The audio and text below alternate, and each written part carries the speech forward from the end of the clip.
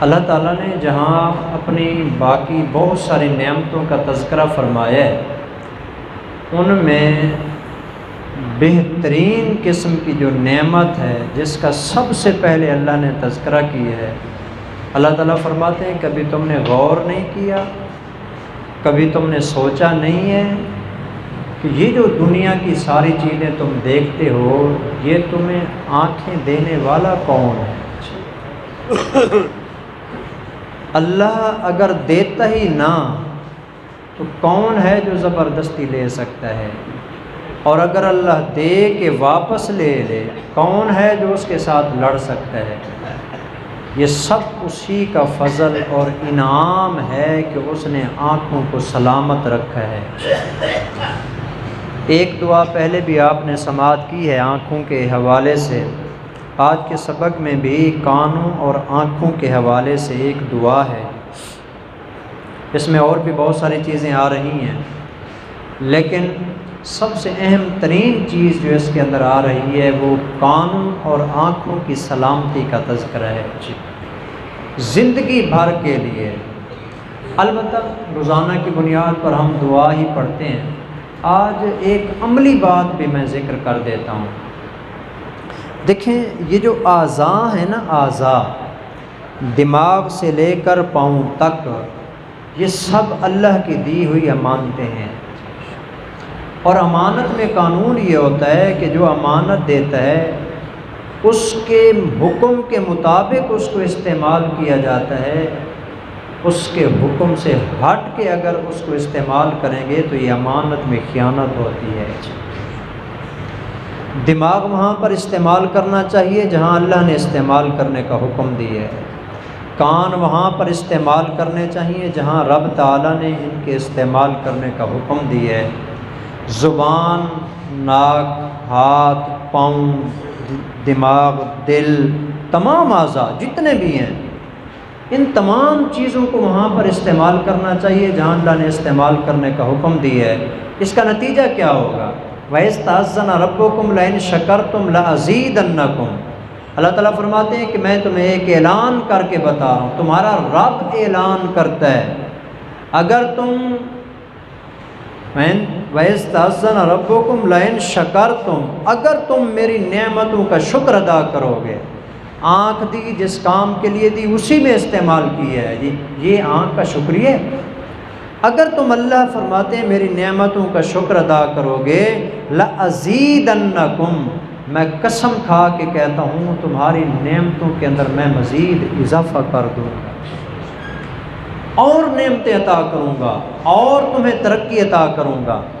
تو اس لیے ایک چیز یہ بھی ہے، آنکھوں کو سلامت رکھنا ہے تو وہاں استعمال کریں جہاں پر اللہ نے استعمال کرنے کا حکم دیا ہے۔ حضرت امام شافعی رحمۃ اللہ علیہ کے ساتھیوں میں سے ایک بزرگ گزرے، 100 سال سے زیادہ عمر تھی۔ جس وقت باہر نکلتے نا پیدل چلتے، نوجوان ان کے ساتھ چل رہے ہوتے تو وہ نوجوانوں سے بھی پیدل چلنے میں آگے نکل جاتے تھے۔ آنکھیں سلامت ہیں، دماغ سلامت ہے، پاؤں سلامت ہیں، ہاتھ سلامت ہیں، اعضاء سلامت ہیں، قوت و طاقت ہے، تقریباً تمام چیزیں ان کی سلامت ہیں۔ تو ساتھیوں نے ان سے پوچھا کہ حضرت یہ اتنی زیادہ عمر کے باوجود یہ ساری چیزیں آپ کی ٹھیک ٹھاک اور سلامت ہیں، آپ کی صحت بھی ماشاءاللہ بڑی بہترین ہے، اس کی کوئی وجہ بھی ہے؟ انہوں نے کہا بالکل وجہ ہے، میں آپ کو بتا دیتا ہوں۔ اس کی وجہ یہ ہے میں نے بچپن اور جوانی کے اندر اپنے ان اعضاء کو گناہوں میں استعمال نہیں کیا، اللہ نے میرے ان تمام اعضاء کو بڑھاپے میں بھی سلامت رکھا ہے۔ تو اس لیے جوانی میں ان کو گناہوں سے بچانا ہے، بچپن کے اندر ان کو گناہوں سے بچانا ہے۔ خاص طور پر آج کل میڈیا کا جیسے دور ہے آنکھوں کی حفاظت بہت مشکل ہو گئی ہے، پناہ کا خدا اتنے حالات خراب ہو گئے۔ ایک تو باہر کی دنیا ہے نا کہ بندہ جہاں بھی جائے سائن بورڈ پہ نظر پڑے تو عورت کی تصویر ہے، نیچے نظر پڑے تو اخبار کے اوپر عورتوں کی تصویر ہے، ماچس کی ڈبیا کے اوپر عورت کی تصویر ہے، نسوار کی پڑیا پہ عورت کی تصویر۔ کوئی جگہ نہیں چھوڑی جہاں پر ان بدبختوں نے عورت کو نہ بٹھایا ہو ذلیل کرنے کے لیے۔ دائیں بائیں آگے پیچھے اوپر نیچے میڈیا بھرا پڑا ہے جی۔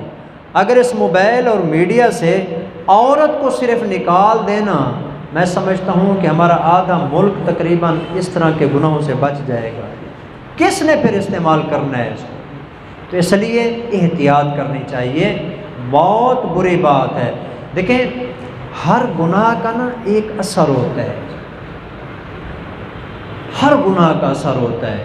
مثلا کوئی بندہ کمرے میں بیٹھا ہے، وہ خوشبو لگاتا ہے، اس کا اثر یہ ہوتا ہے دوسرے ساتھیوں کو محسوس ہوتی ہے۔ اگر کسی جگہ پر گندگی پڑی ہے جی، اس گندگی کا اثر یہ ہوتا ہے کہ دوسرے لوگوں تک بدبو جاتی ہے۔ اسی طرح یہ جو روحانی طور پر گناہ، مثلا ایک حدیث میں آتا ہے، مجھے حدیث یاد آ گئی، چلو وہ سنا دیتا ہوں، آپ یقین کریں اس حدیث کو سنیں اور تھوڑا سا غور بھی کریں۔ نبی اکرم صلی اللہ علیہ وسلم نے فرمایا کہ جس وقت کوئی بندہ جھوٹ بولتا ہے، اس کے منہ سے اتنی بدبو نکلتی ہے کہ جو فرشتے اس کی نگرانی اور حفاظت پر مامور ہوتے ہیں وہ 1 میل تک دور بھاگ جاتے ہیں۔ 1 میل 1 کلومیٹر سے زیادہ ہوتا ہے۔ ایک جھوٹ بندہ بولتا ہے نا، اتنی بدبو نکلتی ہے اس کے منہ سے جی۔ کیا خیال ہے اگر وہ بدبو ہمیں بھی محسوس ہونا شروع ہو جائے جیسے فرشتوں کو ہوتی ہے، یہاں کالونی میں یا شہر میں رہنے کے قابل رہیں گے؟ جو یہاں پر حالت ہوگی، کیا حالت ہوگی؟ ہر دوسرا بندہ جو جھوٹ بولتا ہے اس کے منہ سے بدبو نکلتی ہے۔ یہ اس کا تاثر ہے، اس گناہ کا اثر ہے۔ تو اس لیے آنکھیں ہیں، ان کے ذریعے انسان گناہ کرتا ہے، اس کے ذریعے غلط قسم کی شعائیں نکلتی ہیں جی۔ یہ جو حسد کرنے والا ہوتا ہے، حسد کرنے والا، جسے اللہ تعالیٰ نے باقاعدہ طور پر حکم دیا ہے کہ پناہ مانگا کرو جی۔ وَمِن شَرِّ حَاسِدٍ إِذَا حَسَدَ، حسد کرنے والا حسد کرے تو اس کے شر سے پناہ مانگو جی۔ کہتے نہیں نظر لگ جاتی ہے جی، اور واقعتاً نظر لگتی ہے، اس میں کوئی شک والی بات نہیں ہے جی۔ ایک تو روحانی مسئلہ ہے نا کہ حسد کرنے والے کا حسد لگتا ہے، نظر لگ جاتی ہے۔ آج جدید سائنس بھی اس بات کو مانتی ہے، جب کوئی حسد کرنے والا کسی کو گہری نظر سے دیکھتا ہے نا، جراثیم ہوتے ہیں غلیظ قسم کے جو اس سے نکل کر دوسرے بندے کی طرف منتقل ہو جاتے ہیں اور اس کے اندر جا کے وہ اپنا عمل کرنا شروع کر دیتے ہیں، اور نتیجتاً یہ ہوتا ہے کہ بندہ بیمار ہو جاتا ہے، کمزور ہو جاتا ہے، اور بعض اوقات حضور نے فرمایا نظر کی وجہ سے بندہ مر بھی جاتا ہے۔ یہ حالت ہوتی ہے۔ تو اس لیے ہر گناہ کا ایک اثر ہوتا ہے۔ آنکھیں ہیں، بندہ غلط استعمال کرتا ہے، ایک تو دنیا میں اس کا اثر ہے جی، غلط آنکھ استعمال کی تو آنکھوں کی بینائی خراب ہو سکتی ہے، آنکھیں خراب ہو سکتی ہیں، اور مسائل جیسے زیادہ سکرین کے سامنے بیٹھنے کی وجہ سے بندہ اندھا بھی ہو جاتا ہے۔ زیادہ سکرین کے سامنے بیٹھ کر شعائیں نکلتی ہیں، شعائیں۔ شاید آپ کو یہ بات سمجھ نہ آ رہی ہو، دیکھیں یہ موبائل ہوتا ہے نا، موبائل، اس کے اوپر کال ہوتی ہے۔ کال کب ہوتی ہے؟ جب سگنل ہوتے ہیں۔ یہ سگنل یہاں نظر آتے ہیں فضا میں، لیکن ہوتے ہیں کہ نہیں ہوتے؟ ہوتے ہیں۔ موبائل پہ وہ نظر آ رہے ہوتے ہیں، اس سگنل کی وجہ سے تو آگے کال ہو رہی ہوتی ہے، حالانکہ ہمیں نظر نہیں آ رہے ہوتے۔ اسی طرح یہ ساری چیزیں ہوتی ہیں اگرچہ ہمیں نظر نہیں آتی، اس لیے اپنی آنکھوں کی حفاظت کرنی ہے۔ ایک حدیث سنا کہ میں دعا آپ کو سناتا ہوں جی۔ حضور نے فرمایا کہ من ناظر الی محاسن امرأۃ اجنبیۃ، کمال کی حدیث ہے جی، من ناظر الی محاسن امرأۃ اجنبیۃ صب فی عینہ اعلانک یوم القیامہ، جو بندہ کسی غیر محرم عورت کو لذت اٹھانے کے لیے نگاہ اٹھا کے اس کی طرف دیکھتا ہے، حضور نے فرمایا قیامت والے دن سیسا پگھلا کے اس کی آنکھوں میں ڈالا جائے گا۔ اتنا بڑا گناہ ہے۔ تو اس لیے آنکھوں کی سلامتی یہ ہے کہ بندہ ان کو گناہوں سے بچا کے رکھے۔ البتہ دوسرا اس کا وظیفہ بھی ہے جو حضور نے ارشاد فرمایا ہے، آج کے سبق میں یہ بھی پڑھیں گے جی۔ نبی اکرم صلی اللہ علیہ وسلم نے فرمایا اللہم متعنی بسمعی و بصری، یا اللہ میرے کانوں اور میری آنکھوں کو تو سلامتی عطا فرما۔ متعنی کا مطلب ہوتا ہے کہ یا اللہ تو مجھے ان دونوں سے نفع حاصل کرنے کی توفیق عطا فرما، میں ان سے نفع اٹھاؤں، یعنی ان کو گناہوں میں نہ لگاؤں بلکہ ان کو اچھے کاموں کے اندر لگاؤں۔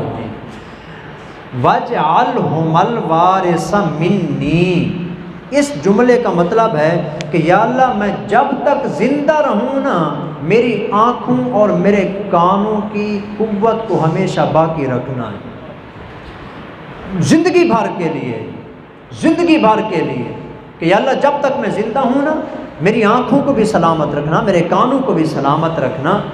ایک جملہ اس کے ساتھ آگے ملا ہوا ہے وَانْصُرْنِي عَلَىٰ مَنْ يَظْلِمُنِي، یا اللہ جو بندہ میرے اوپر ظلم کرتا ہے میں کمزور ہوں، اس ظالم کے خلاف تو میری مدد فرما۔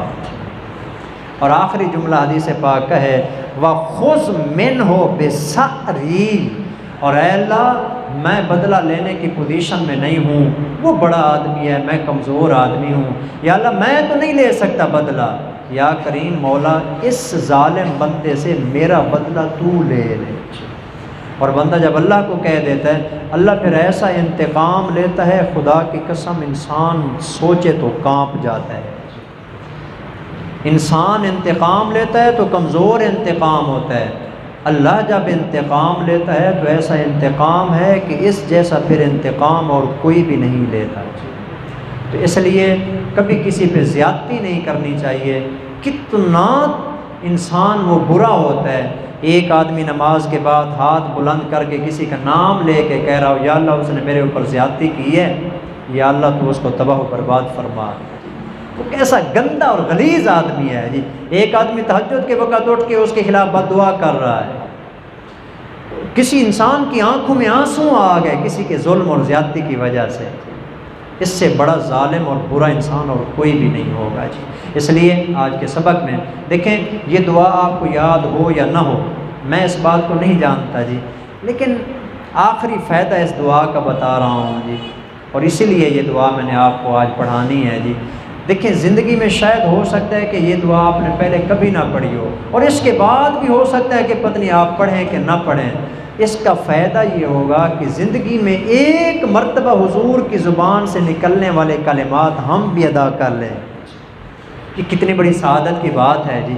اس لیے پڑھیں گے اس کو جی، اللہم متعنی بسمعی و بصری واجعلہما الوارث منی وانصرنی علی من یظلمنی وخذ، یہ نیا لفظ ہے جی، وخذ منہ بثأری، سر اصل کے اندر کہتے ہیں جو بندہ کسی کو قتل کر دیتا ہے نا اس کا پھر انتقام لے کے بدلے میں بھی اس کو قتل کر دیا جائے، عربی میں اس کے لیے لفظ استعمال ہوتا ہے، مراد مطلقاً انتقام ہے، یا اللہ تو انتقام لے جی۔ تو بہرحال جی بہت زوردار اور کمال درجے کی دعا ہے جی، اچھے طریقے سے اس کو پڑھیں گے انشاءاللہ اس کا فائدہ ہوگا۔ خاص طور پر آج کل جیسے آنکھوں کی بیماری آئی ہوئی ہے تو یہ دعا پڑھیں انشاءاللہ، جب تک زندہ رہیں اللہ کے حکم سے انشاءاللہ آنکھیں سلامت رہیں گی۔ اللہ عمل کی توفیق عطا فرمائے۔ وما علینا الا البلاغ المبین۔ الحمدللہ۔